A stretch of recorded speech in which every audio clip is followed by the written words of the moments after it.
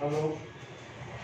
हाँ, आज periodic classification में हम लोग प्रॉपर्टीज पढ़ रहे थे, ठीक है ना। पीरियोडिक क्लासिफिकेशन में क्या पढ़ रहे थे? प्रॉपर्टीज के बारे में पढ़ रहे थे। तो हम लोगों ने जेड इफेक्ट देखा था, आज हम लोग पढ़ेंगे और स्क्रीनिंग इफेक्ट भी देखा था। तो आज हम लोग स्टार्ट कर रहे हैं एटॉमिक रेडियस, ठीक है ना। अभी एटॉमिक रेडियस क्या है, ध्यान से देखिएगा। एटॉमिक रेडियस, ठीक है ना। एटॉमिक रेडियस और रेडियस का प्लूरल फॉर्म होता है एटॉमिक रेडियाई, ठीक है ना। ध्यान से देखिएगा, इंपॉर्टेंट टॉपिक है, जनरली क्वेश्चन पूछा भी जाता है, ठीक है ना। तो यहाँ देखो, मान लीजिए एक एटम है, इसमें नंबर ऑफ सेल्स हैं, ठीक। ध्यान से देखते चलिए। मान लीजिए ये आपका सेल है के, एल और एम, इसी तरह से एन बहुत सारे हो सकते हैं, ठीक है ना। के एल एम, और यहाँ मैं 1 2 3 बोल दिया, ठीक है ना। N equal to 1, N equal to 2, N equal to 3। तो देखो यहाँ से आउटर मोस्ट तक, ठीक है ना, आउटर मोस्ट तक जो डिस्टेंस होता है उसी को हम लोग क्या बोलते हैं? Atomic radius. तो अगर मैं कंसेप्चुअली बोलूँ, एटॉमिक रेडियस क्या होता है? Distance between what? न्यूक्लियस और क्या मतलब एंड इलेक्ट्रॉन। कौन सा इलेक्ट्रॉन? आउटर मोस्ट इलेक्ट्रॉन, ठीक है ना। बट अगर मैं इसको फाइंड आउट करूं तो उसमें कुछ प्रॉब्लम आ जाएगा। तो आप पहले समझ लेना, पहले क्या बता रहा हूं। आउटर मोस्ट इलेक्ट्रॉन से न्यूक्लियस के डिस्टेंस को हम लोग क्या बोलते हैं? Atomic radius. तो पहले इसके बारे में थोड़ा सा लिख लीजिए आप लोग, मैं बोल रहा हूँ, आप लोग लिखिएगा। Conceptually atomic radius is defined as, conceptually atomic radius is defined as distance between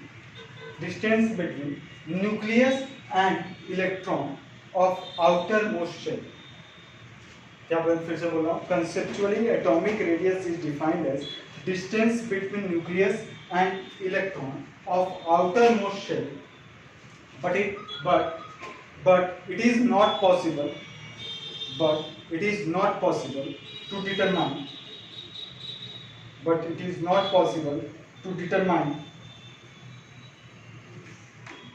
determine exact value of atomic radius, because देखिए, मैं बोला कि यहाँ से यहाँ तक का डिस्टेंस, आउटर मोस्ट शेल का डिस्टेंस को हम बोलते हैं atomic radius. But exact value हम नहीं निकाल सकते। वाई?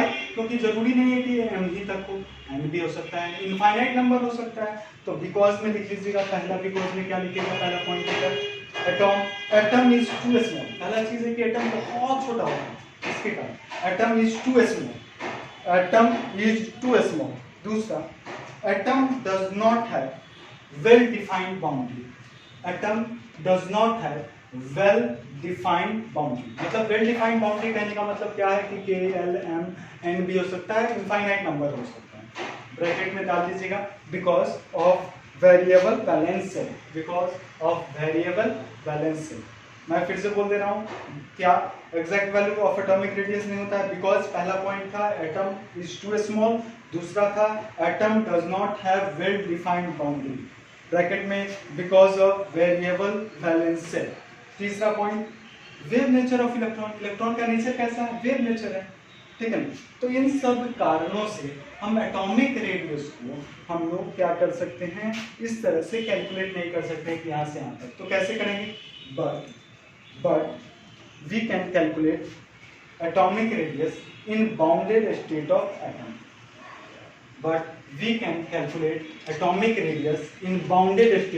यानी देखो, एटॉमिक रेडियस को हम लोग किस तरह से काउंट करेंगे, किस तरह से कैलकुलेट करेंगे, अकाउंट करेंगे बाउंडेड स्टेट, यानी बाउंड होगा। जो नॉन बाउंडेड यानी बाउंड अब कैसे हैं सब हम लोग देखते हैं। तो उस तरह से हम लोग टाइप्स ऑफ एटॉमिक रेडियस जो होता है, 4 टाइप्स का होता है generally. There are 4 types of atomic radius. First one is, ध्यान से देखिए, कोवेलेंट एटॉमिक रेडियस या कोवेलेंट रेडियस भी बोल दीजिए इसको। दूसरा है आपका वंडर वॉल रेडियस, बहुत इंपॉर्टेंट सब है, इससे क्वेश्चन पूछा जाता है जेई और नीट में। मतलब आपको एटॉमिक रेडियस है, मैं डिटेल में पूरा डिस्कशन करूंगा। थर्ड है metallic radius, and fourth one is ionic radius. तो ध्यान से आप लोग पढ़ते चलिए। तो ये चारों टॉपिक हो गए। टाइप्स ऑफ एटॉमिक रेडियस में एक अपना हो गया कोवेलेंट, दूसरा अपना वंडरवॉल, तीसरा अपना मेटालिक, चौथा अपना आयनिक। तो ये चारों हैं। तो सबसे पहले हम लोग स्टार्ट करते हैं कोवेलेंट रेडियस से।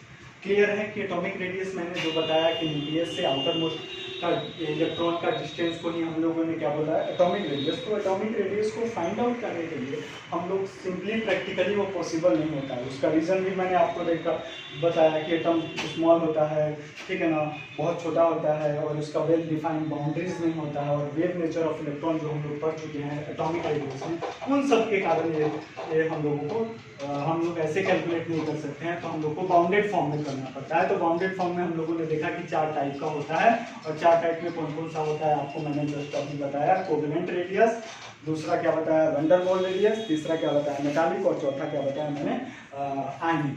तो सबसे पहले आप लोगों को हम स्टार्ट कर रहे हैं कोवेलेंट से। कोवेलेंट को थोड़ा सा देख लेते हैं and after we will discuss. तो सबसे पहला कौन सा है, कोवेलेंट रेडियस। तो ध्यान से देखिएगा, कोवेलेंट रेडियस। और एक कोवेलेंट रेडियस को कैसे हम लोग करते हैं, देखो एटम है,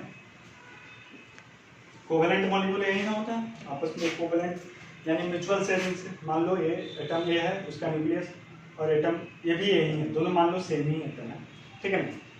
तो उन दोनों का ये बीच में sharing, mutual sharing of electron होता है।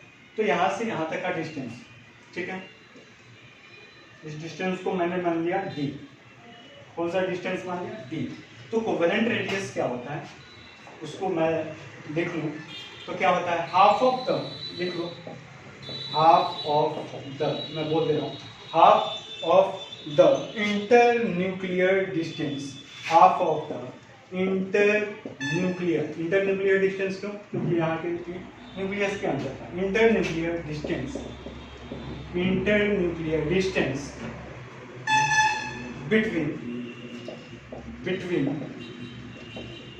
क्या between the atoms, between 2 atoms, ध्यान देखिए इसमें 2 atoms, between 2 atoms bonded by क्या है, bonded by a covalent bond. Covalent है इसीलिए हम लोग क्या बोले, covalent bond, bonded by a covalent bond is known as covalent radius, ठीक है ना। कोवेलेंट रेडियस फिर से देख लीजिए, हाफ ऑफ द इंटरन्यूक्लियर, देखिए ये पूरा इंटरन्यूक्लियर डिस्टेंस डी और उसका हाफ, यानी मैं बोल सकता हूँ कोवेलेंट रेडियस, ठीक है ना, किसके लिए, दोनों ए है तो covalent radius of A is equal to total distance internuclear D और उसका हाफ d/2। बहुत सिंपल तरीके से हम लोगों ने, तो covalent radius is the half of the internuclear distance between 2 atoms bonded by a covalent bond is known as, क्या बता दिया मैंने, कोवेलेंट रेडियस। नेक्स्ट की तरफ बढ़ते हैं, थोड़ा सा धीरे। तो एक चीज आप जान लो, बहुत सिंपल चीजें हैं और ध्यान से पढ़ेंगे हम लोग।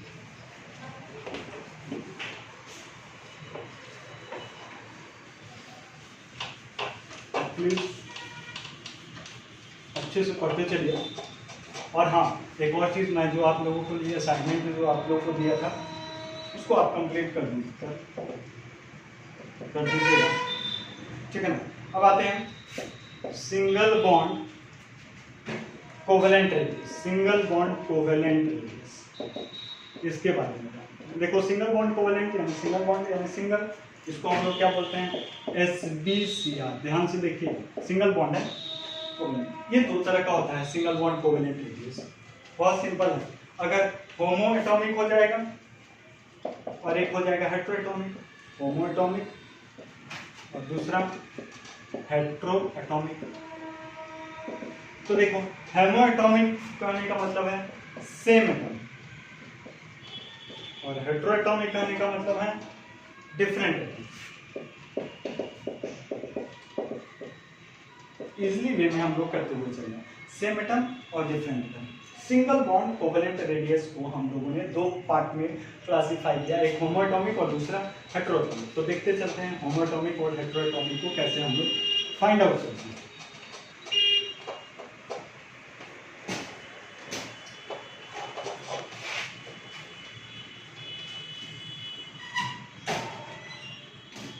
ठीक है, तो कैसे करेंगे उसको देखो। अब देखो होमोएटॉमिक क्या है, होमोएटॉमिक देखिए होमोएटॉमिक जैसे सेम एटम है, जैसे मैं बता दिया दोनों ए और ए और अपना ए भी ए, ठीक है ना। तो ये होमोएटॉमिक की बात हो गई।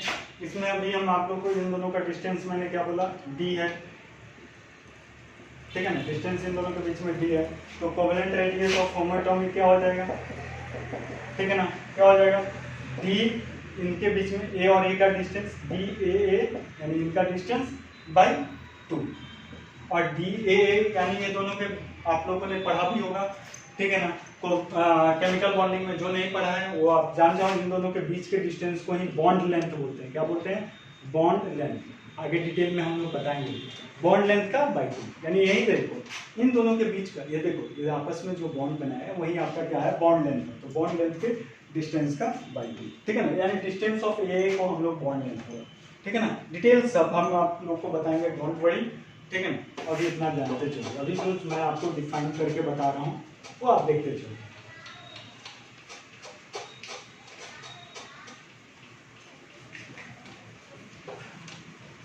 किसी को कुछ भी दिक्कत हो तो डेफिनेटली बोलिएगा जरूर आप लोग, ठीक है ना। अब आता है हेट्रोएटॉमिक। हेट्रोएटॉमिक में दो केसेस हो जाते हैं, हेट्रो मतलब डिफरेंट है, तो हेट्रोएटॉमिक वाले में दो केसेस हो जाते हैं।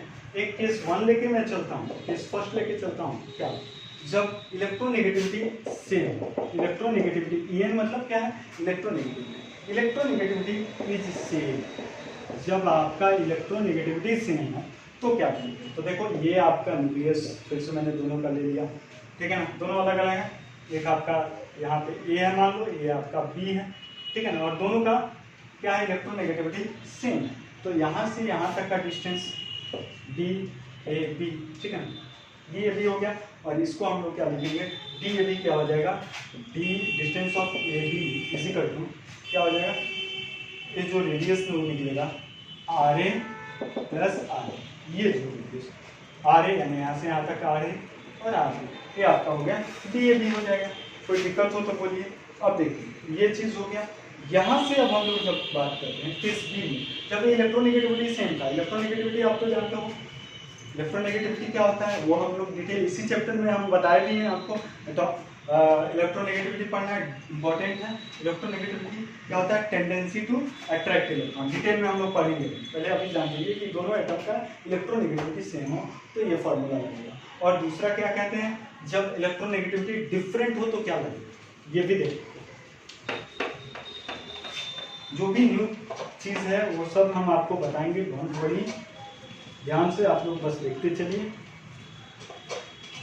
हेट्रोएटॉमिक में दूसरा जो केस आ जा रहा है, केस सेकंड, तो क्या आ जा रहा है, जब electronegativity is different, electronegativity different तो क्या होगा, तो ये हो जाएगा डी ए टू बी जो आप निकालें, डी ए बी जो हम लोग निकालें, उसके लिए फॉर्मूला हो जाता है आर ए, ठीक है, plus R B, R A R B, R A R B minus 0.09, ठीक है, माइनस 0.09 साई ए, देखो इसको,